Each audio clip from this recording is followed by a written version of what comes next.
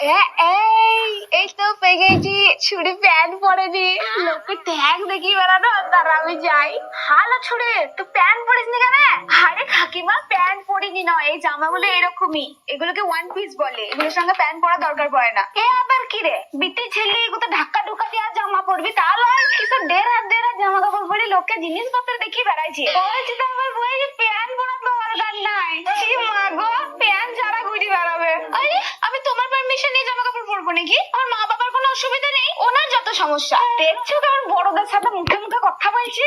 বলবে না, আবার মা বাবারই তো কোনো ইয়ে নাই। এই দেখো, মা বাবা তুলে কথা বলবে না বলে দিলাম। তুমি কি গো, লোকের পিছনে লাগা ছাড়া কোনো কাজ নেই? এই জন্যই তো তোমার বড়ের সঙ্গে তোমার হয় না, সারাদিন রাত ঝগড়া করো।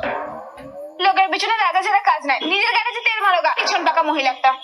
হ্যাঁ, তুই লোককে পা দেখি দাঁড়া গা। সে মা গো, পায়ের চুলগুলা তুলে দিয়েছে ঢং কথা।